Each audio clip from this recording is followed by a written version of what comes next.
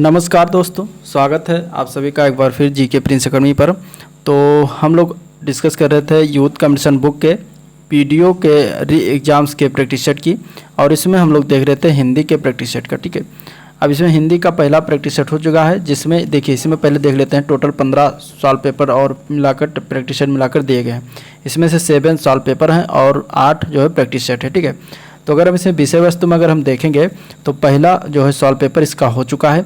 आज की इस वीडियो में हम दूसरा प्रैक्टिस सेट सवाल पेपर देखेंगे, जो कि 2018 ग्राम पंचायत या ग्राम विकास अधिकारी का होगा पेपर, और ये 2 शिफ्ट में जो हुआ था 2018 में, उसका हम देखने वाले हैं। ठीक है, इसके बाद इसमें और जो जितने भी बचे हैं उसको देखेंगे। फिर इसके बाद इसमें टोटल जो 8 प्रैक्टिस सेट हैं उसके हिंदी की डिस्कस करेंगे। ठीक है, और इसमें जो जीके के जितने भी हैं सारा कंप्लीट हो चुका है जीके के पोर्शन, और टोटल 15 प्रैक्टिस सेट का। तो आप लोग उसको जाके चैनल पेज पे सारे के सारे देख सकते हैं।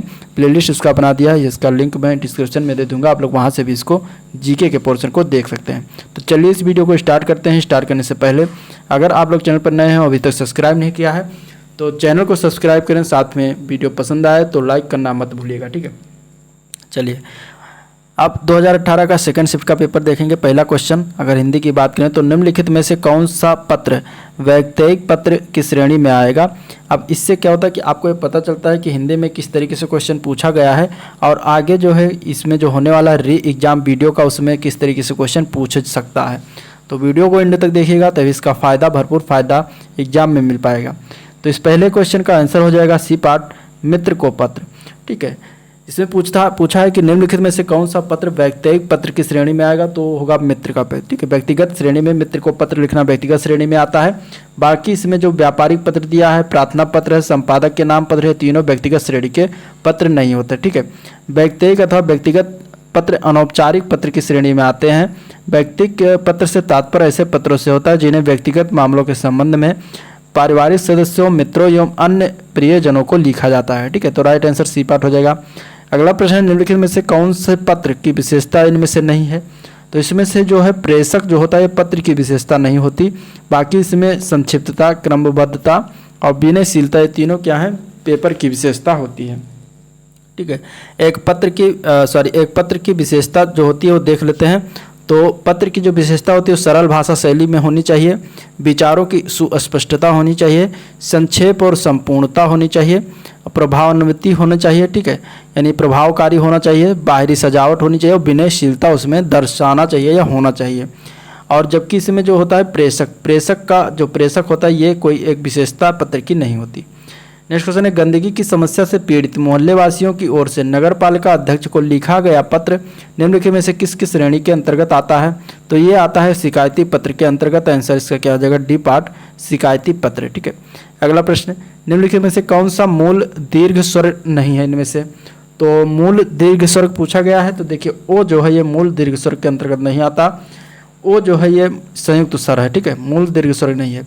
जिन वर्णों के उच्चारण में अधिक समय लगता है वह दीर्घ स्वर कहलाते हैं, जैसे कि बड़ा आ, बड़ी ई, बड़ा ऊ, ये सब क्या है मूल दीर्घ स्वर है। निम्नलिखित में से शुद्ध वर्तनी वाला शब्द इनमें से कौन सा सही रूप से लिखा हुआ है।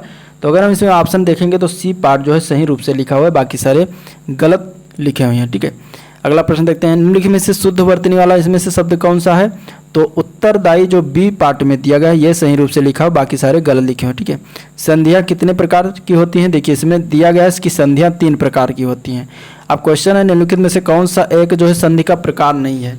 स्वर संधि, व्यंजन संधि, विसर्ग संधि, अनुस्वार संधि। तो अगर इसमें राइट आंसर की बात करें तो डी पार्ट जो दिया गया अनुस्वार संधि या अनुस्वार कोई संधि नहीं होती।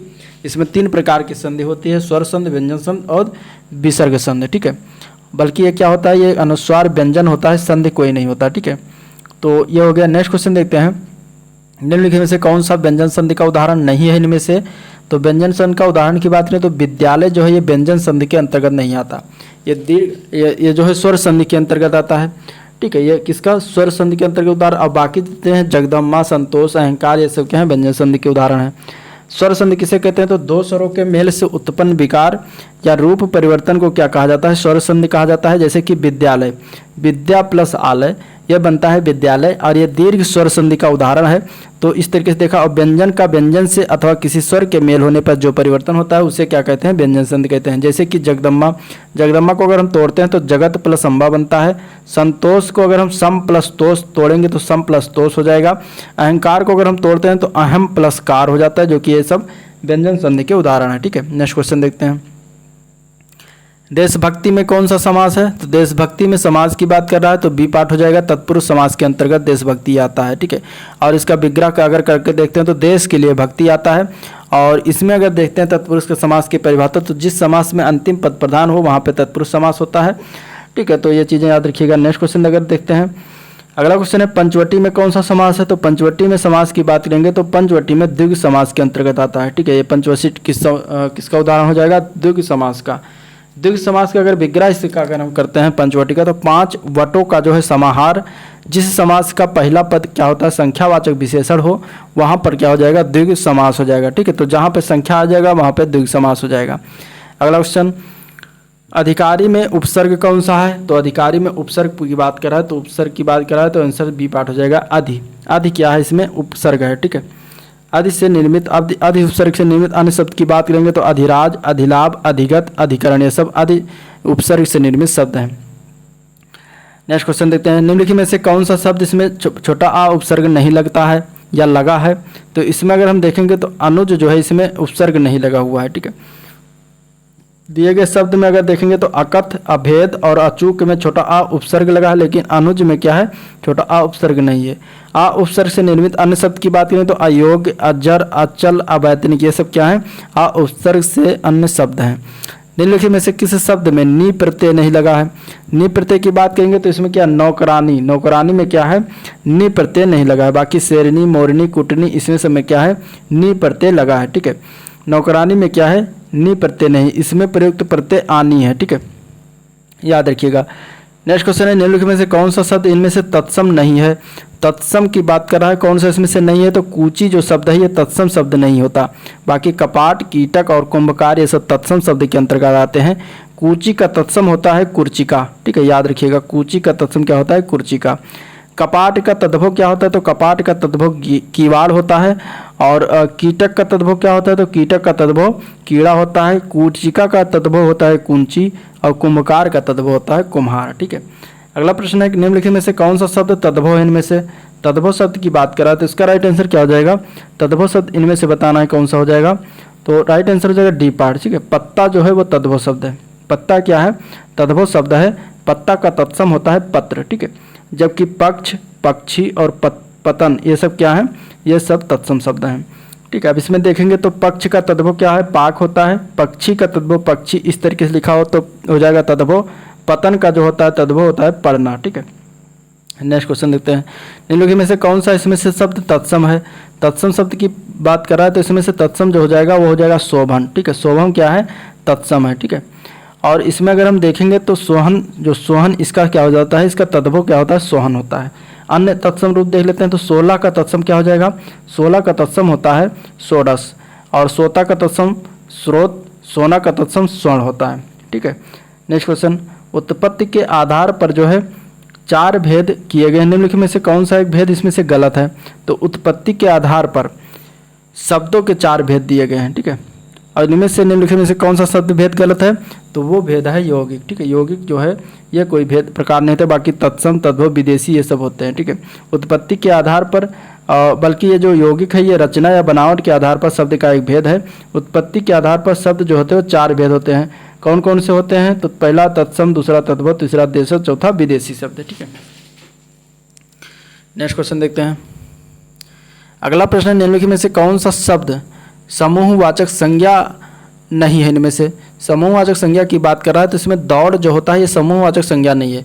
बाकी सभा, कक्षा और भीड़ ये सब क्या है? समूहवाचक संज्ञाएं हैं। ठीक है, दौड़ जो होता है यह क्रिया है। जिस संज्ञा से किसी वक्त, वस्तु अथवा व्यक्ति के समूह का बोध हो वहाँ पर समूहवाचक संज्ञा होता है।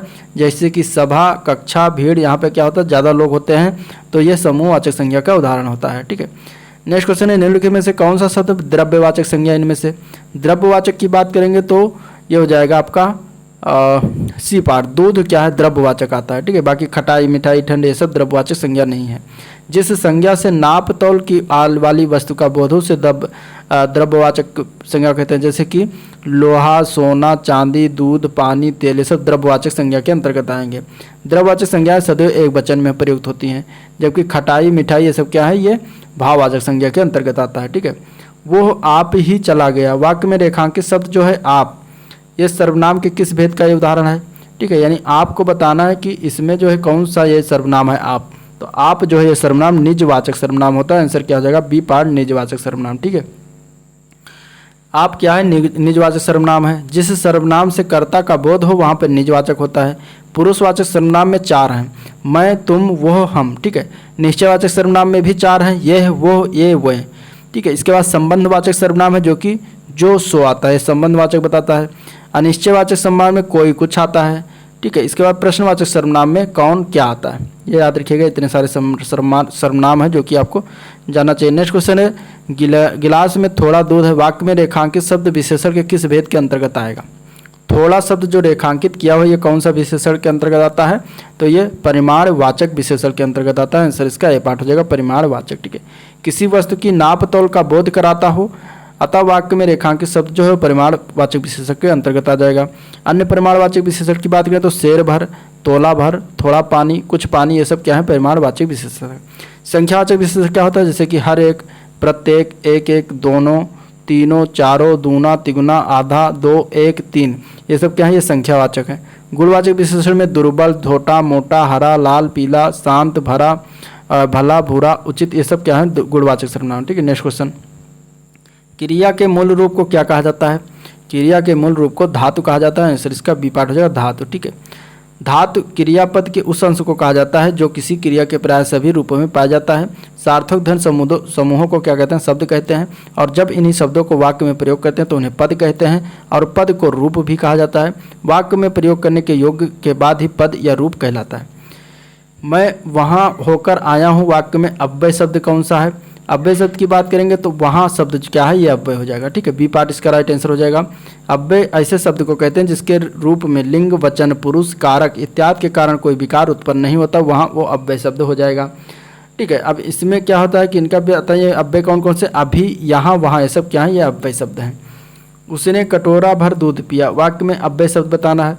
तो इसमें अगर देखेंगे तो राइट आंसर क्या हो जाएगा, बी पार्ट, सी पार्ट हो जाएगा, भर। भर जो है ये शब्द क्या है, ये अव्यय शब्द है। अगला प्रश्न देखते हैं। अगला क्वेश्चन है, निम्नलिखित में से कौन सा एक अनाथ का जो है पर्यायवाची नहीं है। अनाथ के पर्यायवाची की बात करेंगे तो इसमें जो है अनाड़ी शब्द है या अनाथ का पर्यायवाची नहीं होता। अनाथ के पर्यायवाची की बात करें तो बेसहारा, यतीम, निराश्रित, ये सब क्या है, ये सब अनाथ के पर्यायवाची हैं, ठीक है। नेक्स्ट क्वेश्चन है, निम्नलिखित में से विचित्र का शब्द का पर्यायवाची क्या होगा। विचित्र का पर्यायवाची होता है विलक्षण। आंसर सी पार्ट हो जाएगा। विचित्र के अन्य पर्यायवाची की बात करेंगे तो अजूबा, विलक्षण, अनूठा, अनोखा, निराला, ये सब क्या है, विचित्र के पर्यायवाची हैं। अगला प्रश्न है, निम्नलिखित में से अमृत का विलोम क्या होगा। अमृत के विलोम की बात करें तो विश्व हो जाएगा, ठीक है। अमृत के विलोम का क्या बात करेंगे तो क्या हो जाएगा, विश्व। और अमर जो है मर्त शब्द का विलोम होता है, ठीक है। अमर जो है, अमर का विलोम क्या होता है, मर्त, याद रखिएगा। नेक्स्ट क्वेश्चन है, निम्नलिखित में से निंदा का विलोम क्या है। निंदा का विलोम स्तुति होता है। आंसर ए पार्ट हो जाएगा, स्तुति, ठीक है। अगला प्रश्न देखते हैं, किसको कोई टाल नहीं सकता। इसमें बताना है कि कोई टाल नहीं सकता, तो नियत को कोई टाल नहीं सकता, ठीक है। नियत चुने जाने के वाक्य से सार्थक बन जाएगा, ठीक है। नेक्स्ट क्वेश्चन, अपने डैश के लिए धर्म लड़ना धर्म है। इसमें रिक्त स्थान जो दिया गया इसमें भरना है, कैसे सोल्यूशन होगा, तो अपने स्वत्व के लिए, यानी कि अपने स्वत्व के लिए जो है क्या है, लड़ना धर्म है, ठीक है। अनियमित के लिए उचित वाक्यांश चुनना है। अनियमित यानी कि जो नियमानुकूल ना हो उसे अनियमित कहेंगे, तो आंसर बी पार्ट हो जाएगा, ठीक है। जिस पर कोई नियंत्रण ना हो उसे अनियंत्रित, जिस पे संबंध में कोई निर्णय ना हो उसे अनिर्णित, जिसका निवारण ना हो सका उसे अनिवार्य कहेंगे, ठीक है। नेक्स्ट क्वेश्चन, जिस पर आक्रमण हो उसे क्या कहेंगे, तो उसे कहेंगे आक्रांत, ठीक है। जिस पर आक्रमण हो उसे आक्रांत कहेंगे। जो अपनी हत्या आप करे उसे आत्मघाती, आक्रमण करने वाला आक्रामक, सीमा या बलात् उल्लंघन या हमला करने वाला आक्रमण, ठीक है। गुड़ गोबर कर देना, इस मुहावरे का अर्थ क्या होगा, तो इसका अर्थ होता है बना बनाया काम बिगाड़ देना। आंसर सी पार्ट हो जाएगा, ठीक है। नेक्स्ट क्वेश्चन, हथियार डाल देना, इसका अर्थ क्या हो जाएगा, तो इसका मतलब कि हार मान लेना। राइट आंसर डी पार्ट हो जाएगा। चमड़ी जाए पर दमड़ी न जाए, इसका अर्थ क्या हो जाएगा, तो इसका अर्थ मतलब बहुत कंजूस आदमी। Answer B part, C part हो जाएगा, ठीक है। निम्नलिखित में से मिश्र वाक्य बताना है, इसमें से कौन सा है, तो उसने मान लिया कि उसका दोष है, इसमें राइट आंसर क्या हो जाएगा, सी पार्ट हो जाएगा। ठीक है, मिश्रित वाक्य है, जिस वाक्य में एक साधारण वाक्य के अतिरिक्त उसके अधीन कोई दूसरा उपवाक्य हो उसे मिश्र वाक्य कहते हैं। उसने मान लिया कि उसका दोष है, ये मिश्र वाक्य है। उक्त वाक्य में उसने मान लिया एक साधारण वाक्य है और उसका दोष है, दोष उसका है, ये उपवाक्य है। वो दंड से बचना चाहता था इसलिए भाग गया, यहाँ एक संयुक्त वाक्य है, इसका सरल रूप क्या होगा, तो इसका सरल रूप होगा दंड से बचने के लिए वो भाग गया। क्या हो जाएगा इसका सरल रूप, दंड से बचने के लिए वो भाग गया। ठीक है, नेक्स्ट क्वेश्चन देखते हैं। निम्नलिखित में से व्याकरणिक दृष्टि से शुद्ध वाक्य कौन सा है इनमें से, तो ये अनेक विषय के ज्ञाता थे, गलत। वह अनेक विषय के ज्ञाता थे, गलत है। इस समय 4 बजे हैं, सब लोग अपनी राय दें, ये भी गलत। आंसू से मेरा रुमाल भीग गया, ये भी गलत है। वह इस समय 4 बजे हैं, ये सही है। ठीक है, निम्नलिखित में से कर्मवाच्य वाला वाक्य चुना है, तो कर्मवाच्य वाला वाक्य इसमें से कौन सा है, तो बिल्ली के हाथों में चूहा मारा गया, ये कर्मवाच्य है। क्रिया के उस रूपांतर को कर्मवाच्य कहते हैं जिसके वाक्य में कर्म की प्रधानता हो। ठीक है, नेक्स्ट क्वेश्चन है, से के द्वारा किस कारक का यह प्रसर्ग है। से के द्वारा जो होता है ये करण कारक का प्रयोग प्रसर्ग होता है, आंसर इसका बी पार्ट हो जाएगा। अन्य प्रसर्ग की बात करते हैं तो कर्ता ने कर्म को करण से के द्वारा संप्रदान को के लिए अपादान से अलगाव होने की स्थिति में, संबंध में का की के रा रे री। ठीक है, अधिकरण में मैं पर और संबोधन में हे अरे अहो, ये सब क्या है, ये सब प्रसर्ग हैं इसके। वो मुझसे अलग रहता है, रेखांकित शब्द के आधार पर बताइए यहाँ पे कौन सा कारक है, तो मुझसे पर जो है कारक लगा हुआ रेखांकित शब्द है, तो इस वाक्य में जो है अपादान कारक है। ठीक है, अलग होने की स्थिति में और उससे आ जाए तो वहाँ पे अपादान कारक हो जाएगा। नेक्स्ट क्वेश्चन देखते हैं, निम्नलिखित में से कौन सा शब्द स्त्रीलिंग है। स्त्रीलिंग की बात करें तो झील शब्द क्या है, स्त्रीलिंग है। ठीक है, झील क्या है, स्त्रीलिंग शब्द है। अगला प्रश्न देखते हैं, निम्नलिखित में से कौन सा शब्द दोनों वचनों में समान रहता है। ठीक है, दोनों वचनों में समान बताना है तो कौन सा होता है, तो इसमें राइट आंसर आपका क्या हो जाएगा, राइट आंसर की बात करें तो बी पार्ट हो जाएगा। क्या होता है, सरसों। ठीक है, सरसों जो होता है वो दोनों वचनों यानी एक वचन और बहुवचन दोनों में समान होता है। शेष अगर देखेंगे तो कथा का कथाएं बहुवचन हो जाएगा, लता का लताएं हो जाएगा, कुटी का कुटिया हो जाएगा। ठीक है, नेक्स्ट क्वेश्चन, निम्नलिखित में से कौन सा एक वाक्य पूर्ण भूतकाल का उदाहरण है इनमें से, तो वह आए थे, ये क्या है, ये पूर्ण भूतकाल का उदाहरण है। ठीक है, क्रिया के उस रूप को पूर्ण भूतकाल कहते हैं जिससे क्रिया की समाप्ति के समय का स्पष्ट बोध हो या फिर क्रिया को समाप्त हुए काफ़ी समय बीत गया हो, जैसे कि वह आए थे, इसे क्या है, पूर्ण भूतकाल का उदाहरण है। अन्य उदाहरण की अन्य ऑप्शन की बात करें तो वह गए जो लिखा हुआ है सामान्य भूतकाल का है, वो खा रहे थे या पूर्व भूतकाल का उदाहरण है, वो सोकर उठे हैं यह आसन्न भूतकाल का है। ठीक है, नेक्स्ट क्वेश्चन, निम्नलिखित शब्दों में से निपात का उदाहरण कौन सा इनमें से, तो निपात जो इसमें ठीक शब्द है, ये निपात का उदाहरण। ठीक है, निपात अव्यय होते हैं जो किसी शब्द या पद के बाद जुड़कर उसके अर्थ में विशेष प्रकार का बल भर देते हैं। ये 9 प्रकार के हैं, जैसे कि जी, लगभग, करीब, तो, ही, तक, सा, पर, सिर्फ, केवल, क्या, काश, मत, क्या, जी नहीं, इस तरीके से जी नहीं, इस तरीके से इत्यादि इस निपात के सब अंतर्गत आते हैं। ठीक है, नेक्स्ट क्वेश्चन, निम्नलिखित में से अनुपयुक्त शब्द प्रयोग संबंधी अशुद्ध वाक्य में इसमें क्या है, तो आंसर हो जाएगा इसमें अशुद्ध वाक्य जो है वह पूजनीय पिताजी आ गए, ये गलत है। ठीक है, इसका अगर शुद्ध वाक्य देखा गया तो पूज्य पिताजी आ गए, यह शुद्ध होगा, पूजनीय की जगह पर पूज्य होना चाहिए। संविधान के किस अनुच्छेद में हिंदी को राजभाषा और इसकी देवनागरी लिपि को देवनागरी इसको स्वीकार किया गया है। ठीक है, तो ये स्वीकार किया गया अनुच्छेद 343 के तहत। ठीक है, तो राइट आंसर आपका क्या हो जाएगा, सी पार्ट हो जाएगा। अगला प्रश्न देखते हैं क्या पूछा गया था, तो निम्नलिखित में से कौन सी बोली उत्तर प्रदेश में बोली जाती है, तो इनमें से कन्नौजी बोली क्या है, उत्तर प्रदेश में बोली जाती है, तो राइट आंसर आपका इसमें डी पार्ट हो जाएगा। ठीक है, अगला प्रश्न है, मामला अभी भी विचाराधीन है, उचित वाक्य उचित का अंग्रेजी अनुवाद क्या होगा, यह पूछा गया था अंग्रेजी अनुवाद। ठीक है, मामला अभी विचाराधीन है, इसका अंग्रेजी अनुवाद हो जाएगा the matter is still under consideration. ठीक है, तो राइट आंसर सी पार्ट हो जाएगा। एप्लीकेशन में बी रिजेक्टेड, वाक्य का उचित हिंदी अनुवाद पूछा गया था, तो इसका हो जाएगा आवेदन अस्वीकार किया जा सकता है। ठीक है, में भी लगा तो किया जा सकता है, आंसर इसका डी पार्ट हो जाएगा। तो इस तरीके से ये था ओवरऑल क्वेश्चन, जिसमें 50 क्वेश्चन थे हिंदी के, जिसका हम लोगों ने डिस्कशन किया। अगर वीडियो पसंद आया तो लाइक करिए, चैनल को सब्सक्राइब करिएगा, साथ में अपने दोस्तों में ज़्यादा से ज़्यादा शेयर करिएगा। ठीक है, 2018 का फर्स्ट और सेकंड शिफ्ट समाप्त हुआ, अब आगे जो भी आएगा वो भी एक सॉल्व पेपर होगा, उसको भी देखा जाएगा। तो चैनल से जुड़े रहेगा। आज का वीडियो पर एंड करते हैं, मिलते हैं नेक्स्ट वीडियो में, तब तक के लिए थैंक यू, नमस्कार।